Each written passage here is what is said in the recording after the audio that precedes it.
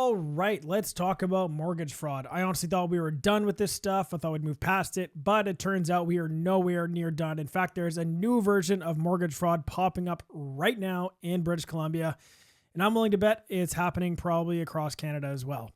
Here's the crazy part. I'm actually seeing it myself in real time happening in our market right now. So let's take a step back for a minute because you need to know a bit of the background to understand how we got here. We've heard all the stories about money laundering and mortgage fraud over the years, and I'll be honest, as someone who doesn't dabble in anything shady, I never really understood how widespread some of these things actually were. I thought it was other people in other markets, other situations, stuff that wasn't actually hyper-localized to us. And then I saw it firsthand. Here's how an older version of mortgage fraud worked. You'd have a mortgage broker or even a bank specialist who would adjust income numbers. They'd bump up somebody's salary, tweak employment letters, or magically make a buyer qualify for more than they realistically could. Half the time, the buyer didn't even know what was being charged. They just thought, great, I can buy more. That's perfect. Meanwhile, the broker is doing one thing and he is doctoring those documents. Now, here's the domino effect. When you qualify people for more money that they should qualify for over and over again, it pushes prices up, becomes a real contributing factor into the market. It's inflating prices time in and time out. Now, again, I'll admit it, I was blind to how common this was. I always assumed the majority of deals were clean, but turns out that's not always the case. So what we're seeing today isn't income fraud. It's not forged employment letters. It's not fake bank statements, inflated numbers by any means. It's something completely new. And honestly, in some ways, it's a lot worse. So let me tell you about the moment that made this click for me. A little while ago, I did an evaluation for a client. The comps were super clean. Everything pointed to their place selling for X amount of dollars. It was nice and clean and logical. And then boom, another unit in the complex sells for X plus $70,000 or $80,000, $90,000 more than where everything else is sitting. So it just didn't make any sense. It was a complete outlier in this market. Now, naturally, the clients are like, well, Blake, I want that price. How do I get it? And who wouldn't? So diving deeper into that, it smells a little weird. If it quacks like a duck, looks like a duck, you have to at least consider that it could be a duck, possibly something is off here. This is exactly the type of pattern we keep seeing tied into the new type of mortgage frauds.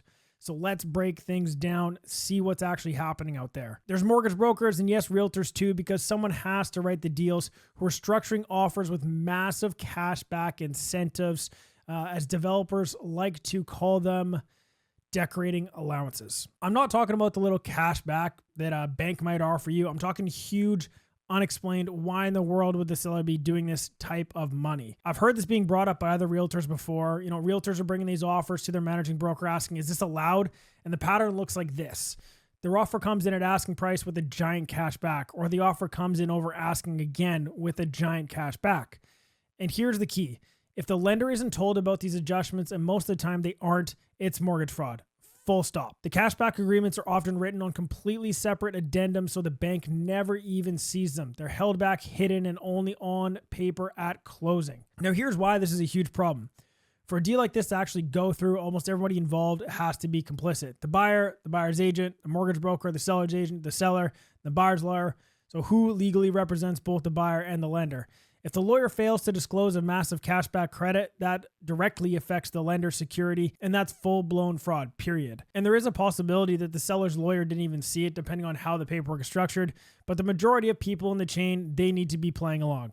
Now, here's the part that absolutely blew my mind. Just recently, the BC FSA sent out a province-wide notice to every mortgage broker, every realtor, acknowledging this is happening right now. They know about it, and they are warning us and every single person in the industry. So this isn't a rumor. This is not a one-off. This is actively happening in our marketplace right now.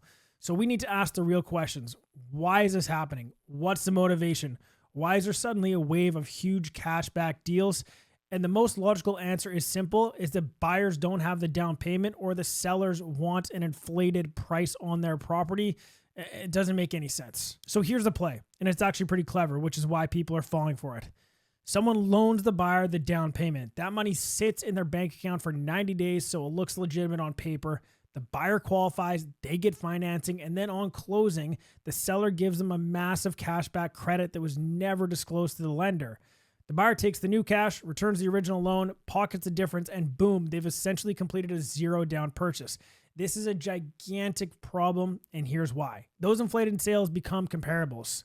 So imagine you're shopping in that same townhome complex. Most places are realistically worth around $850,000, but then you see this unicorn of a sale at $950,000 because the buyer inflated the price just to get the cash back. You see that sale price and think, oh, maybe the market's going up, prices are getting better, things are stabilizing, maybe it's going to be a seller's market again soon, maybe this complex is way hotter than I thought and it's super desirable, but that's not real. The price wasn't real, the numbers are not real. And now, the honest buyer making a decision based off of fraudulent data. This is a huge concern. So that can cost you tens of thousands of dollars and even sometimes more. Here's my advice to protect yourself. If you're a seller and you get an offer with some massive unexplained cash back, no repairs, not carpet replacement, not inspection adjustments, but real, absolutely out of nowhere, give me $80,000 at completion, you need to be extremely cautious. This is a giant red flag. And if you're a buyer, you need to rely on proper comparable sales, not just the highest sale, not just the most recent sale. You need a realtor who actually understands how to analyze the data and identify when a sale simply doesn't make sense. Now, there are some random situations I've actually had myself this year, whereas I had a listing on the market for a few months and then out of the blue, we got multiple offers, but we still were not seeing these crazy inflated over asking prices. One of the properties I sold for at asking price after being on the market for several months.